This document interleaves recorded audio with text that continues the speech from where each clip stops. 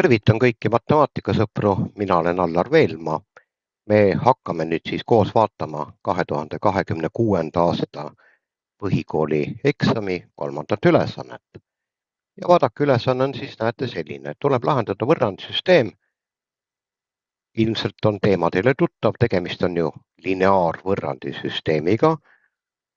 Aga ta ei ole nüüd selline ilmutatud kujul kohe antud, see tähendab seda, et ei ole X ja X ees mingi arv, Y ees mingi arv ja paremal pool vaba liige, vaid me peame nägema siis natuke siin vaeva, et selle võrrandsüsteemi saaks kuidagi inimlikule kujule. Ja nüüd pange tähele veel sellele lausele, näete, pöörake tähelepanu siin, kontrolli kirjalikult lahendi õigsust. Võrrandsüsteemi lahendamisel võib tekkida tegelikult 3 võimalust. Esimene on see, et me saame ühe arvupaari, X ja Y, mis siis ongi selle võrrandsüsteemi lahend. Ja kui me selle arvupaari saame, siis kontrollime, peame tegema alati esialgse võrrandisüsteemi järgi, mitte selle teisendamise käigus saadud süsteemi järgi, sest seal võib-olla oleme me juba teinud mingi vea ja siis loomulikult ei tule sealt midagi head välja. Nii et jätke meelde, alati kontrollitakse esialgse süsteemi järgi. Mis me siis teeme? Saime, et näiteks X on 7, Y on 8 ja siis paneme siia esimesse võrrandisse X asemele 7, arvutame välja vasaku poole, Y asemele paneme 8, arvutame välja parema poole ja kontrollime, kas vasak ja parem pool tulevad võrdsed. Tulevad võrdsed, siis liigume edasi, võtame teise võrrandi. Kui ei tule võrdsed, siis on juba asi natuke keerulisem. Mis siis võib järeldada? Siis võib järeldada, et me oleme lahendamise käigus teinud mingi vea ja meil tuleb hakata seda viga otsima.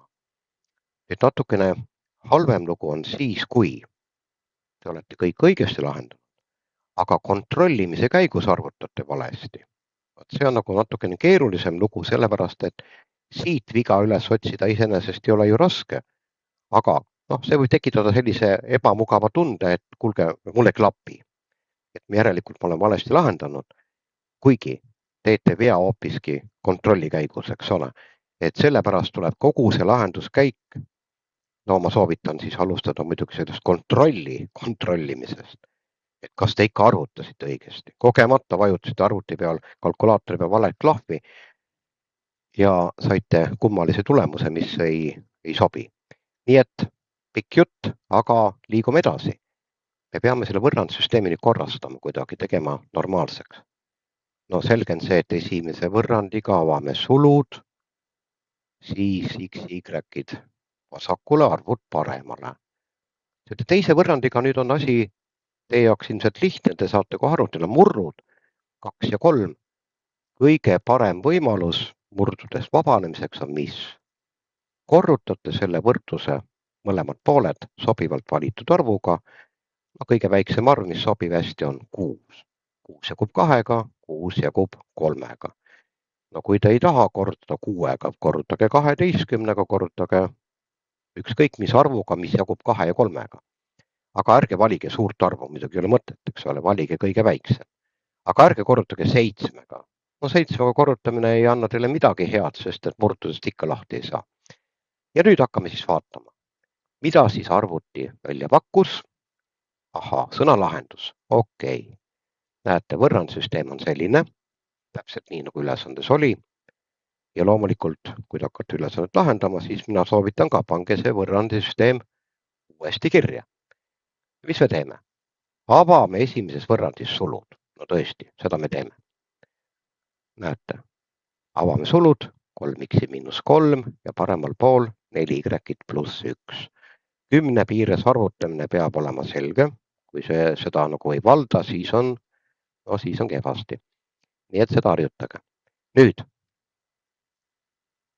näete, 3x miinus 4y, me viime nüüd selle miinus 3 vasakult üle, seda siin kirja pole pandud, aga selle me teeme peast, tõstame üle ja loomulikult märk muutub. 3x miinus 4y on 4. Ahaa.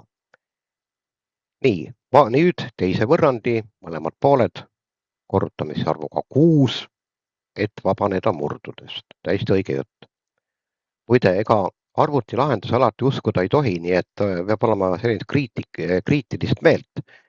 Sellepärast, et mõnikord on mingi hallunisatsioon ja siis võib juhtuda, et arvuti kirjutab teile mingisugust möga. Aga siin on kõik okei, siin on kõik hästi.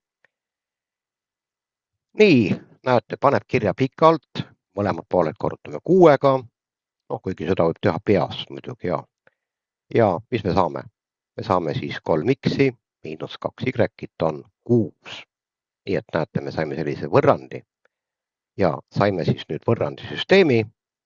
Näete, võrrandisüsteemi märk ette. Ärge siia kirjutage mingit suvalist limukat, vaid harjutage seda looksullu tegemist, et pika harjutamisega tuleb see välja küll. Ja nüüd vaadake, näete, nüüd on võrrandisüsteem. Ja nüüd on teil valikuvõimalus. Kas lahendate liitmisvõttega, asendusvõttega või graafiliselt. Neid 3 võtet te peate valdama, aga lahendamise meetod valitakse tavaliselt selle järgi, kuidas võrrandisüsteem välja näeb. Ja kui te nüüd hästi hoolega vaatate, te panete ju tähele, et näete, 3x on siin ja 3x on siin. Loomulikult, kui me mida teeme?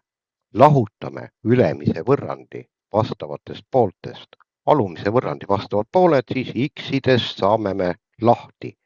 See on liitmisvõte, aga liitmisvõtte puhul ei pea võrrandite vastavaid pooli mitte liitma alati, vaid võib ka lahutada. Nii et näete valikuvõimalus olemas.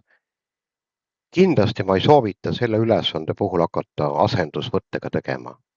Mitte sellepärast, et asendusvõte oleks halb, vaid lihtsalt sellepärast, et ta läheb, lihtsalt on ta ebamugav.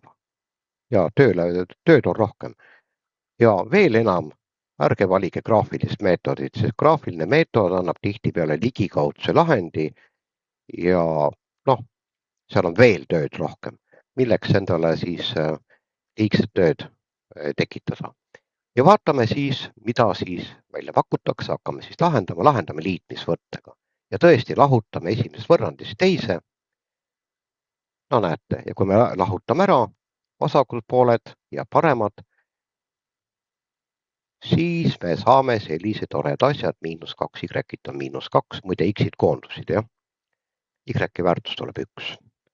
Ja kui y on 1, siis loomulikult võtame selle y väärtuse ja asendame siin võrrandisüsteemis siis kas esimesse või teise võrrandisse, vahet ei ole, arvutame välja x-i.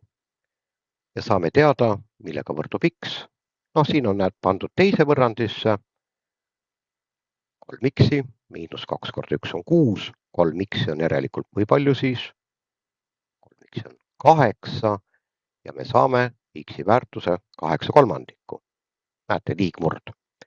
Nagu ma enne siin ühes eelnevas videos juba ütlesin, mitte keegi ei sunni teid seda 8/3 tegema segaarvuks. Ärge tehke. Kontrollimine on pärast selle liigmurruga hoopis lihtsam. Ei ole mõtet teha mõttetut tööd, et teisendate segaarvuks ja siis pärast teisendate tagasi. Milleks, eks ole? See on täiesti mõttetu. Ärge tehke. Ja ei pea. Ei ole kusagil sellist kohustust. Nii, näete, me saime, et x on 8/3, y on võrdne 1-ga. Siin on küll üks väike nüanss. Mina soovitan vastus kirja panna pärast seda, kui on kontroll tehtud. Sellepärast, et praegu me teeme nagu kummaliselt, anname vastuse ära ja siis teeme kontrolli. Pigem vastupidika, kontrollime enne ära ja siis anname vastuse. Aga vaatame selle kontrolli ka ära ilusasti. Kuidas me siis saame? Esimene võrrand, näete, 3 korda x miinus 1, eks ole, arvutatakse välja, vaadake esimene algse võrrandi järgi ja saadakse tulemuseks 5.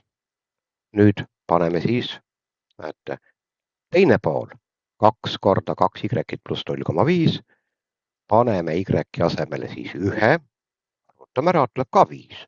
Vasak ja parem pool on võrdsed. Esimese võrrandiga on asi korras, see juba tekitab sellise positiivse emotsiooni. Nüüd võtame siis, näete, teise võrrandi. X kahendik lahutada Y kolmandik. Asendame X-i, asendame Y-i. Siin nüüd natukene kummaliselt kirjutatakse, muide see kaldmurrujoon ei ole üldse hea. Aga ma ei hakka siin pikalt selle ümber nüüd jutustama. 8 kolmandikku jagatud 2-ga. Lahutame 1 kolmandiku ära ja saame tulemuseks 1. Muide, kes kalkulaatoriga seda kontrollib, eks ole, siis te panete lihtsalt 8 kolmandikku murruna ja siis panete jagamise märgi jagatud 2-ga ja siis panete lahutatud 1 kolmandik. Nii et võite kalkulaatoriga vabalt seda kontrollida, aga selle peate muidugi siis kirja panema selle rea ja tulemuseks saate 1. Nüüd näete, saime tulemuseks siis. Miks me siin paremat poolt ei kontrolli? No sellepärast, et paremal pool pole midagi kontrollida, seal on 1 ju ilusasti, jah. Ja järeldus on see, et see lahend, mille me leidsime, on tõesti õige. Ja võt nüüd, pärast seda oleks siis viisakas panna vastus, nii et need 2 plokki võiks nagu ümber tõsta, aga midagi hullu ei ole. Kui nüüd keegi tahab midagi siin küsida, et mida võiks teha teistmoodi, siis ega ma eriti palju siin midagi soovitada ei oska. Siin on tegelikult see lahenduskäik väga ilusasti kirja pandud. Välja arvatud see, et jah, kontroll enne, siis vastus. Nüüd vastuse kirjutamisel on mitu erinevat võimalust. Üks võimalus on ka see, et ei kirjuta mitte nii, nagu siin arvuti on teinud, vaid panete kirja vastus ja kirjutate loogilise sulu. Ja nüüd võite küll panna ka siis tõesti 2 tervet ja 2 kolmandikku, kui soovite. Aga kui te panete 8 kolmandikku ja kui keegi kavatseb teilt selle eest punkti ära võtta, siis hakake röökima, sellepärast et sellest ikka punkti ära võtta nüüd kuidagi ei saa. Nii et puht matemaatiliselt on loomulikult 8 kolmandikku õige ja samamoodi on õige 2 tervet ja 2 kolmandikku, aga ma ütleks ausalt, et kontrolli tegemiseks on 2 kolmandikku kindlasti hulga vastikum ja ebamugavam. Nii et valik on teie. Sellega oleme me siis selle ülesande kenasti ära lahendanud. Ma loodan, et mingisuguseid küsimusi eriti ei tekkinud, aga kui tekib, siis küsige Maine õpetaja käest, ta kindlasti selgitab teile ja aitab teid. Minu poolt selleks korraks kõik, soovin teile kena päeva jätku ja kohtume juba siis, kui hakkame lahendama ülesannet number 4. Nägemiseni!